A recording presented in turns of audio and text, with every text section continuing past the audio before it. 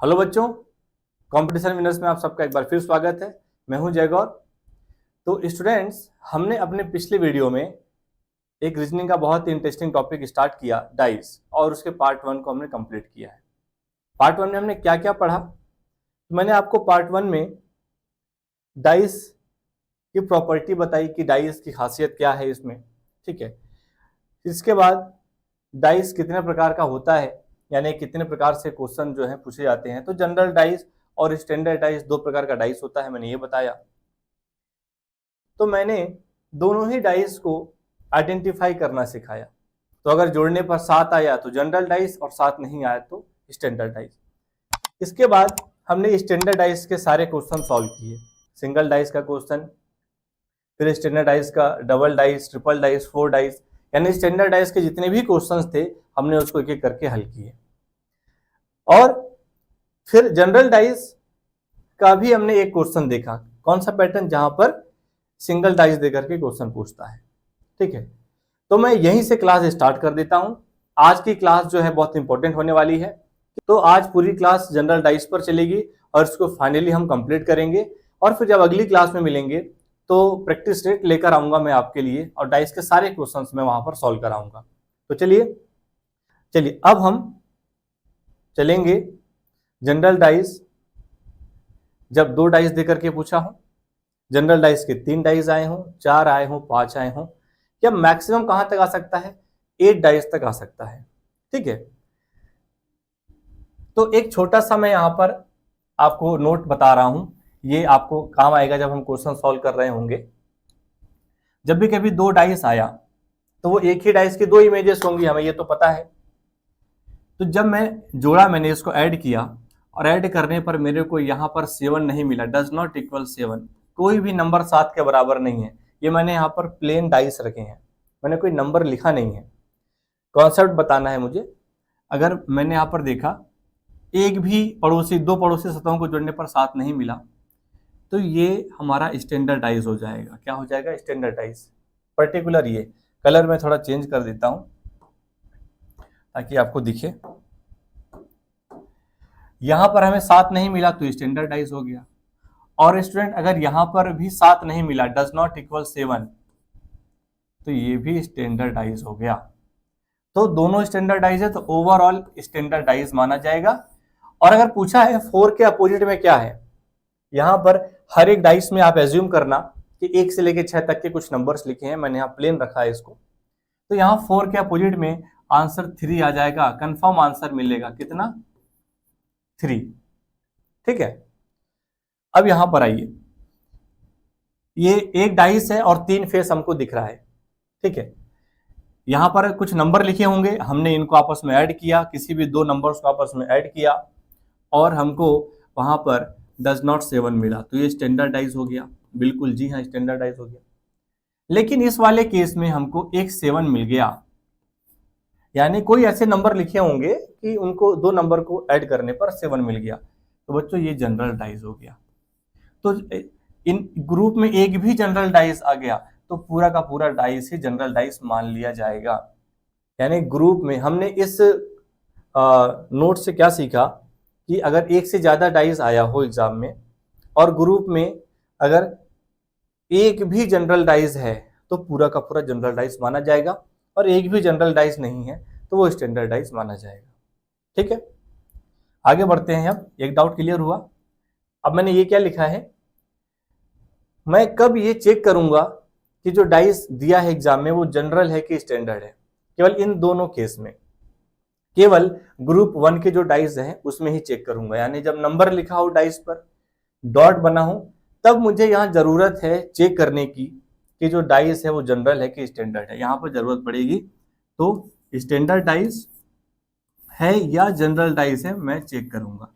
लेकिन अगर ग्रुप 2 से कोई भी डाइस आया है, मतलब लेटर लिखा हो, अक्षर लिखा हो, कोई भी नाम, यहाँ पे मैंने रंगों के नाम लिखे हैं, कोई भी नाम हो सकता है, सिंबल हो, फिगर हो, या प्लस माइनस इनटू ऑपरेटर्स दिए हो, इनमें से कोई भी डाइस आया तो यहाँ चेक करने की कोई जरूरत नहीं, वो सब के सब जनरल डाइस होते हैं। जनरल डाइस का रूल लगाइए। उम्मीद है समझ में आया होगा। तो अब जनरल डाइस का रूल क्या है? मैंने सारे रूल को केवल एक फ्लो चार्ट में कवर किया है। अगर आपने ये फ्लो चार्ट समझ लिया तो समझ लीजिए डाइस में आप मास्टर बन गए। जी हाँ, थंबनेल में भी देखा होगा ना कि मास्टर क्लास के नाम से मैं ये टॉपिक लेकर आया हूँ। तो केवल इस फ्लो चार्ट को समझिए, आपका डाइस कंप्लीट है। ठीक, तो फ्लो चार्ट मैंने स्टार्ट किया। मिनिमम 2 डाइस, यानी जब एग्जाम में कम से कम 2 डाइस दिया हो और वो जनरल हो। जनरल डाइस ही सीख रहे हैं हम इस समय। तो अब देखो यहां लिखा है when one number is common return in the position of both dice. कम से कम 2 डाइस की बात हो रही है। ज्यादा से ज्यादा कितनी, कितनी भी हो सकती है, ज्यादा से ज्यादा 3, 4, 5, 6, 7 अप टू 8। तो जो रूल हमने यहां मिनिमम 2 डाइस पे देखा वही रूल सब पर लगेगा, 3 डाइस पर, 4 डाइस पर, अप टू 8 डाइस पर। ठीक है, ये भी डाउट क्लियर हो गया। आइए अब देखते हैं। तो जब 2 डाइस दिया हो और उनमें एक संख्या कॉमन हो, एक संख्या कॉमन हो, तो उसकी 2 परिस्थितियां, 2 कंडीशन है। और जब 2 डाइस दिया हो उसमें 2 अंक एक समान हो, 2 अंक एक समान हो, तो वहां पर एक ही कंडीशन होती है, एक ही कंडीशन होती है। उम्मीद है समझ में आ रहा होगा। जब 2 डाइस दिया हो और एक संख्या वहां पर कॉमन हो तो 2 कंडीशन है। और जब 2 डाइस दिया हो और 2 अंक एक जैसे लिखे हों, जैसे क्या 2 3 2 3 दिख रहा है, तो उसकी एक ही कंडीशन है। मन में डाउट आएगा सर 2 डाइस दिया हो और 3 संख्या कॉमन हो, तो मैं मेरे प्यारे बच्चों, जब 2 डाइस दिया होगा और 3 संख्या कॉमन होंगी तो सिंगल डाइस जैसा ट्रीट होगा। 1 2 3 यहां भी लिखा है, 1 2 3 यहां भी लिखा है, तो मैं उसको डबल डाइस यानी एक ही डाइस की 2 इमेज क्यों मानूंगा? दोनों सेम इमेज है, तो सिंगल डाइस जैसा वो ट्रीट होगा। तो 3 कॉमन कभी नहीं होता है। या तो एक कॉमन होगा, कोई एक नंबर कॉमन होगा, या तो कोई 2 नंबर कॉमन होगा। एक स्पेशल केस है जब कोई नंबर कॉमन ना हो, जब 2 डाइस दिया हो और उनमें कोई अंक एक जैसा दिखे ना, या कोई सिंबल एक जैसा ना दिखे, तो सबसे लास्ट में हम स्पेशल केस को मैं आपको सॉल्व करके दिखाऊंगा। उस केस को याद रखिएगा। चलिए अभी इस पर लौट आते हैं। एक अंक कॉमन हो या 2 अंक कॉमन हो, स्टार्ट करते हैं। तो देखिए अगर एक अंक कॉमन है तो रूल 1 क्या कहता है, when the common number be the same faces, जब समान अंक एक ही प्रकार के सतह पर हो। एग्जाम्पल से समझिए, थ्योरी नहीं समझ आ रही है तो एग्जाम्पल देखिए। यहाँ पे एग्जाम्पल में एक एरर है, उसको मैं करेक्ट कर देता हूँ कि 2 डाइस में एक नंबर कॉमन होना चाहिए, तो इस 6 को मैं 3 बना देता हूँ, आप इसको 3 रीड करेंगे। ठीक है, उम्मीद है दिख रहा होगा। तो चलिए, तो 2 डाइस है और दोनों में एक नंबर कॉमन है, वो नंबर कौन सा है? 3। ठीक, साथ ही साथ वो एक जैसी सतहों पर है। ठीक है, अगर यहाँ पे एक डाइस बनाऊं मैं इस तरीके से वाई शेप में, तो जो ऊपर वाला होगा मैं उसको टॉप बोलूंगा स्टूडेंट, टॉप, ताकि याद रहे। इधर वाले को मैं लेफ्ट फेस बोलूंगा और इस वाले को मैं राइट फेस बोलूंगा।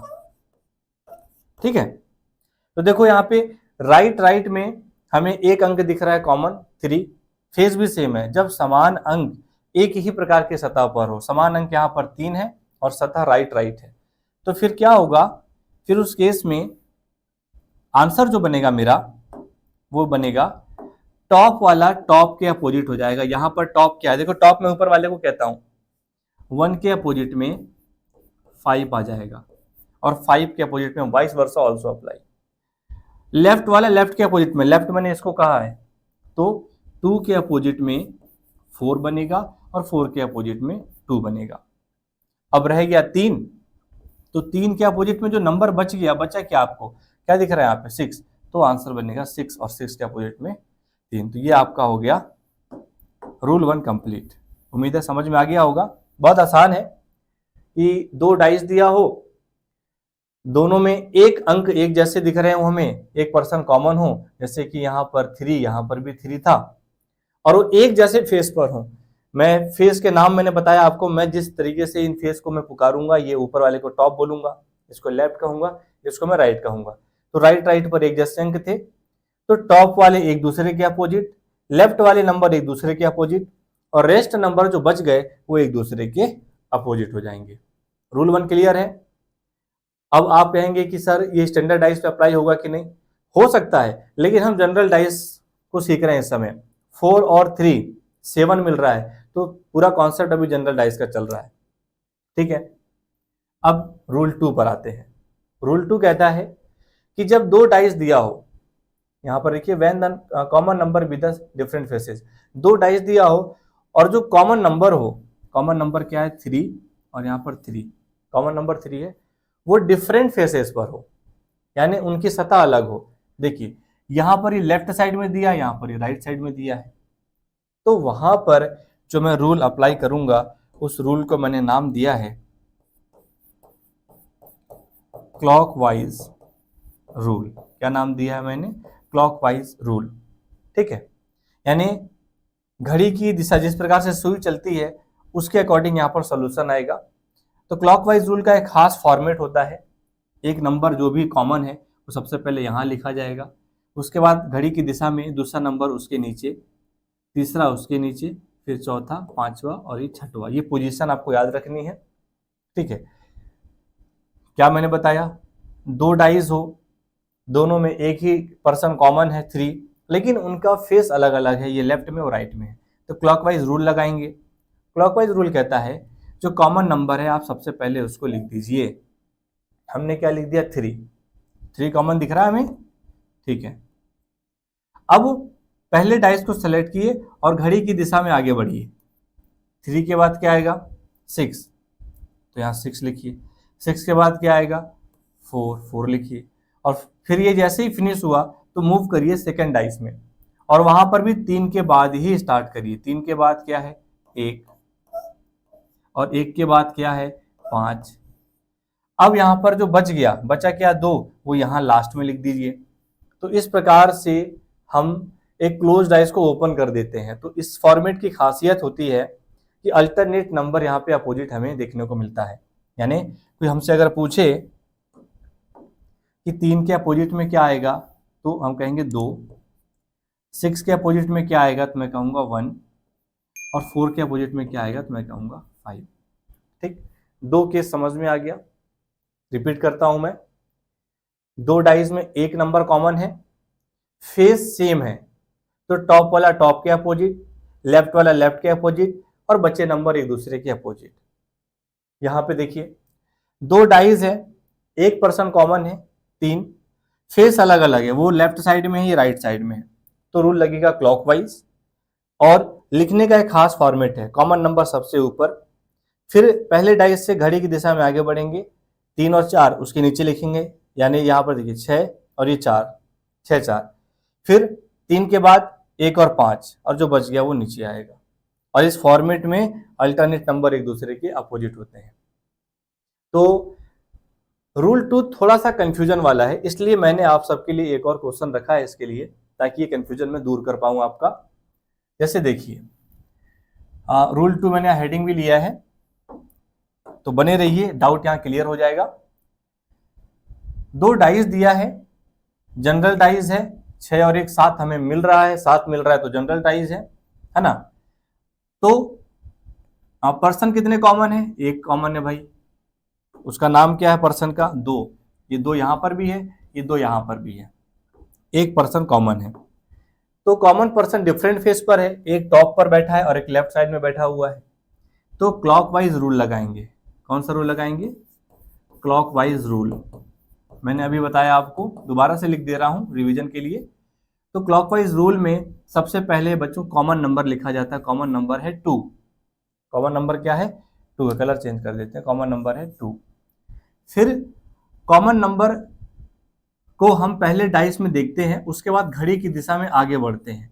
कॉमन नंबर के बाद क्या है? 3 है, तो उसके लेफ्ट साइड में नीचे लिखेंगे 3। क्या लिखेंगे? 3। 3 के बाद क्या है? 5, तो 5 लिखेंगे इसके नीचे, ठीक है। जैसे ये कंप्लीट हो गया तो अगले डाइस पे मूव करेंगे और उसमें भी कॉमन नंबर के बाद ही क्लॉकवाइज चलेंगे घड़ी की दिशा में। तो देखिए 2 के बाद क्या है? 6, यहाँ लिखेंगे 6। 6 के बाद क्या है? 1, यहाँ लिखेंगे 1। ये एक खास फॉर्मेट है, ये फॉर्मेट याद रखना है आपको, ठीक है। ओपन डाइस का फॉर्मेट है ये। अब एक ही नंबर बचा, उसका नाम है 4, वो यहाँ नीचे आ जाता है। जैसे हमने ये लिखा कंप्लीट किया तो हमें ये पता है कि 2 का अपोजिट 4 होगा। ये अल्टरनेट नंबर है, एक इनके बीच में कोई ना कोई नंबर यहाँ पे लिखा होगा। 3 का अपोजिट 6 होगा, अल्टरनेट नंबर। 5 का अपोजिट 1 होगा। कोई भी नंबर यहाँ पूछा हो, सारे आंसर यहाँ पे निकल आएंगे। उम्मीद है क्लियर हो गया होगा। तो यहाँ पर भी मैंने वही बताया था, एक बार मैंने रिपीट करके दिखा दिया। चलिए अब मैं लास्ट जो रूल है हमारा जनरल डाइस का, उस पर मैं लेकर आता हूँ आपको।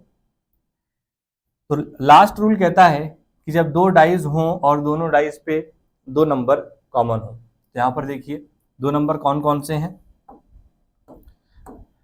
यहाँ पर 2 3 यहाँ पर भी है, 2 3 यहाँ पर भी है। ध्यान रखने वाली बात क्या है, 2 यहाँ पर भी लेफ्ट साइड में है, 2 यहाँ पर भी लेफ्ट साइड में है, 3 यहाँ पर राइट साइड में, 3 यहाँ पर राइट साइड में। तो ये सेम पोजीशंस पे कॉमन है दोनों। डिफरेंट पोजीशन पर भी वो कॉमन हो सकते हैं। 2 यहाँ टॉप पर है, यहाँ 2 लेफ्ट में है, यहाँ 3 लेफ्ट में, यहाँ 3 राइट में। उससे कोई फर्क नहीं पड़ता, कोई फर्क नहीं पड़ता। यानी 2 डाइस में 2 नंबर कॉमन हो, एक जैसी सतहों पर हो या अलग अलग सतहों पर हो, उससे कोई फर्क नहीं पड़ेगा। दोनों का एक ही प्रकार से हल निकलेगा, आंसर निकलेगा। तो इसका आंसर क्या है बच्चों, rest numbers are opposite to each other. जो नंबर बच गए वही एक दूसरे के विपरीत कहलाएंगे। मतलब कि यहां पर 1 के अपोजिट में 4 होगा। पहले डाइस में 1 बचा, दूसरे डाइस में 4 बचा, तो एक दूसरे के ये क्या हो गए, अपोजिट हो गए। ये हमारा फाइनल आंसर हो जाएगा। यहां पर भी 1 बचा, यहां पर भी 4 बचा। तो ये पर क्या जरूरी है कि जो नंबर बचे हैं वो उन्हीं से आंसर मिले? क्या वही पूछा गया? हो सकता है 2 के विपरीत क्या ये पूछा गया हो। तो जी हाँ, मैं इस पर भी लेकर आता हूं आपको। ठीक है, तो यहीं पर लिख देता हूं। अगर 2 के अपोजिट पूछा जाता, 2 के अपोजिट पूछा जाता, तो मैं नंबर लिख के दिखाता हूं आपको। एक डाइस में 1 2 3 4 और 5 और 6 नंबर हो सकते हैं, 6 फेसेस होते हैं। तो रेस्ट नंबर तो अपोजिट है। 1 का पूछा है तो 4, 4 का पूछा है तो 1, लेकिन 2 का पूछा होता तो मैं कहता अगर 2 का पूछा है तो ये 4 और ये 1 आंसर नहीं बनेगा, क्योंकि 4 और 1 तो पहले से पेयरिंग डिसाइड है, उनका आंसर फिक्स्ड है, कंफर्म आंसर। 2 का अपोजिट 3 नहीं हो सकता, क्योंकि 3 उसका पड़ोसी है। इसमें भी, इसमें भी, इसमें भी, इसमें भी, किसी भी डायग्राम में देखिए पड़ोसी है। बचा क्या बच्चों, कट का निशान कहाँ नहीं आया, 5 और 6 के नीचे नहीं आया। तो 2 के अपोजिट में आइदर 5 और 6 लिखेंगे, यानी 2 के विपरीत में या तो 5 हो सकता है या तो 6 हो सकता है।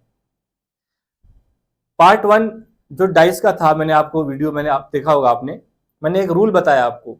जब एक ही क्वेश्चन के 2 आंसर, कम से कम 2 आंसर आ जाए या उससे ज्यादा आ जाए, तो उसको कैन नॉट डिटरमाइन भी कहते हैं, आंसर तय नहीं कर पाएंगे। तो आइदर 5 और 6 और CND भी हम कह सकते हैं, कैन नॉट डिटरमाइन। अगर 3 के अपोजिट में पूछा होता, सेम नियम लगेगा। 3 के केस में 2 यहाँ पर जो है पड़ोसी बन जाएगा। चलिए मैं इरेज करके एक बार क्लियरली दिखा देता हूँ आपको फिर से। 1 2 3 4 5 6, 3 के अपोजिट में पूछा है तो 2 पड़ोसी बन गया। 1 और 4 हो नहीं सकता, 1 और 4 हो नहीं सकता, तो 4 और 5 यहाँ पर भी, सॉरी 5 और 6, 5 और 6 होगा। जगह नहीं है तो मैं थोड़ा यहाँ लिख करके दिखा देता हूँ आपको। अगर 5 के अपोजिट पूछा जाता तो उस केस में 2 और 3 आंसर बन जाएगा, और 6 के केस में पूछा जाएगा तो 2 और 3 बनेगा।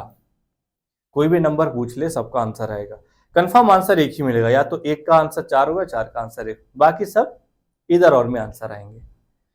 तो ये था आपका जनरल डाइस का रूल। केवल यही 3 रूल होते हैं।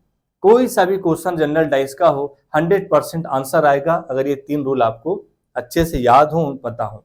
तो इनको एक बार आप स्क्रीनशॉट ले लीजिए, इनको रिवीजन कर लीजिए। ठीक है, मैं क्वेश्चन की प्रैक्टिस करवा देता हूं। उसके बाद मैंने एक डाउट होल्ड करके रखा है कि जब 2 डाइस में एक भी नंबर कॉमन ना हो तो उसको कैसे सॉल्व करेंगे, तो मैं उसको फिर आगे बताऊंगा। मैं प्रैक्टिस करवा देता हूं अब। तो प्रैक्टिस करने से पहले मैं आपको बता दूं, मेरी अगली वीडियो जो आएगी वो ओपन डाइस पर आएगी। ठीक है, ओपन डाइस को मैं समझाऊंगा क्या होता है, फिर मैं ओपन डाइस के जो क्वेश्चंस आते हैं इस तरीके से, एक ओपन डाइस देकर के क्लोज करने को बोलता है, और क्लोज डाइस देकर ओपन डाइस करने को बोलता है। तो मैं क्वेश्चन की प्रैक्टिस भी करवाऊंगा आपको, ठीक है। तो आज हम बात कर रहे हैं जनरल डाइस की, ठीक है। जनरल डाइस के 3 रूल याद रख लीजिए। अब आइए इसको सॉल्व करते हैं। मान लेते हैं एग्जाम में एक क्वेश्चन आया है और एक के अपोजिट पूछा गया है। मैं हाईलाइट कर देता हूं यहाँ पे, एक के अपोजिट हमको निकालना है। सबसे पहला स्टेप आइडेंटिफाई करिए, पहचानिए कि डाइस कौन सा है। तो 4 और 3 7 मिल गया भाई, यहाँ पे जनरल डाइस हो गया। बच्चों ये जनरल डाइस यहीं पर मिल गया हमको, तो क्या आगे मैं चेक करूं? जी नहीं, यहाँ पर कोई जरूरत नहीं चेक करने की, पूरा का पूरा जनरल डाइस मान लेंगे हम। अब जनरल डाइस है तो हमने तो 2 ही डाइस पर रूल सीखा, यहाँ 3 डाइस आ गया, तो क्या करें? ये पहला डाइस है, ये दूसरा है और ये तीसरा। एक ही डाइस की 3 इमेजेस हैं। तो मैं आपको बताऊंगा, मैं कहूंगा कि पहला और दूसरा डाइस ले लीजिए। पहले कोई भी 2 डाइस ले सकते हैं, मैंने पहला और दूसरा लिया। अब इनको देखिए, इनमें कितने परसेंट कॉमन है? तो हम देखेंगे 2 और 4 कॉमन है, 2 और 4 कॉमन है। जब 2 परसेंट कॉमन हो 2 डाइस में, तो जो रेस्ट नंबर है रूल 3 के अकॉर्डिंग, है ना, रूल 3 आपने स्क्रीनशॉट लिया वहां देख लीजिए। रूल 3 कहता है कि rest numbers are opposite to each other, तो 3 और 6 एक दूसरे के विपरीत होंगे। लेकिन आंसर तो मिला नहीं हमें भाई, पूछा तो 1 के अपोजिट था, तो इतना तो पता चल गया ना कि 1 के अपोजिट में 3 और 6 नहीं आएगा। फिर क्या करें? तो कोई दिक्कत नहीं है, पेयर बदल दीजिए। एक काम करिए, पहले डाइस को ले लीजिए और तीसरे डाइस को ले लीजिए, कोई रिस्ट्रिक्शन नहीं है, कोई भी 2 पेयर लेके जब तक आंसर ना मिले आप सॉल्व करते रहिए। देखिए, पहले और आप तीसरे को फोकस करिए।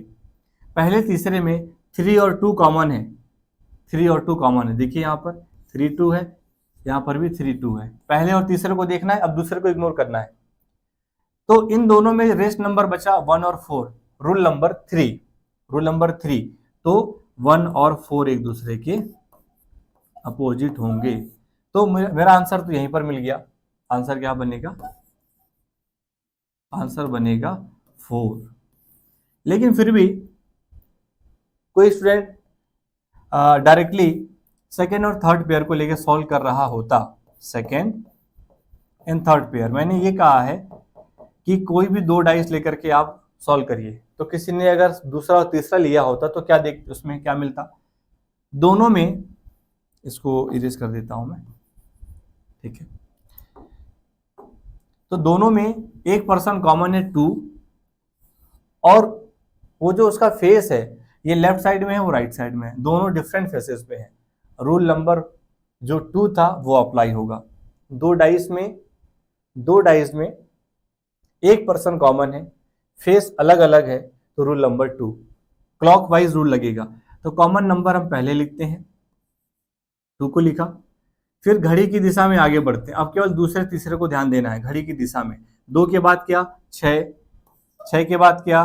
4। लिखने का खास फॉर्मेट है, अभी मैंने रिसेंटली बताया आपको। जैसे ही कंप्लीट हुआ तीसरे डाइस में आ जाएंगे। 2 के बाद क्या?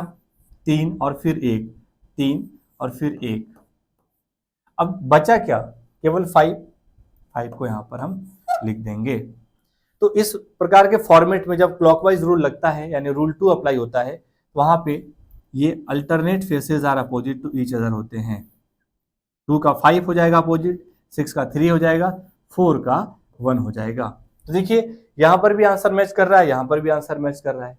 यानी रूल 1 2 3 एक दूसरे को कॉन्फ्लिक्ट नहीं करते हैं, सब एक दूसरे का सपोर्ट करते हैं, किसी भी रूल से आंसर आ सकता है। ठीक है, तो उम्मीद है जनरल डाइस के तीनों ही रूल अप्लाई करना आपने सीख लिया होगा। चलिए फटाफट से मैं 2 क्वेश्चन कराता हूं और आज की क्लास को मैं स्टॉप करता हूं। अगली वीडियो में जब मिलेंगे तो ओपन डाइस को मैं वहां पर समझाऊंगा। इस क्वेश्चन को देखिए, पूछा क्या है भाई, फटाफट से सॉल्व करते हैं। 2 के अपोजिट क्या होगा? कोई भी 2 डाइस लीजिए, कोई भी 2 डाइस। तो मैंने लिया फर्स्ट वाले और सेकेंड वाले को, क्या क्या कॉमन दिख रहा है? 3 2 3 2। पहले और दूसरे वाले को देखना है ना। 3 कॉमन है, तो यहां से निकल के आया कि 1 अपोजिट होगा 4 के। आंसर मुझे मिला नहीं क्योंकि 2 के अपोजिट पूछा था। कोई बात नहीं, पेयर चेंज कर देते हैं, ठीक है। अब मैं पहले और तीसरे को देख लेता हूं। पहले और तीसरे में 3 और 4 कॉमन है, 3 और 4 कॉमन है, ठीक है।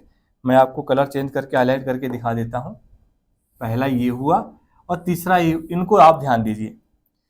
कोई भी 2 डाइस लेकर के जनरल डाइस का रूल अप्लाई करना होता है। तो यहां पर देखेंगे कॉमन क्या क्या है भाई।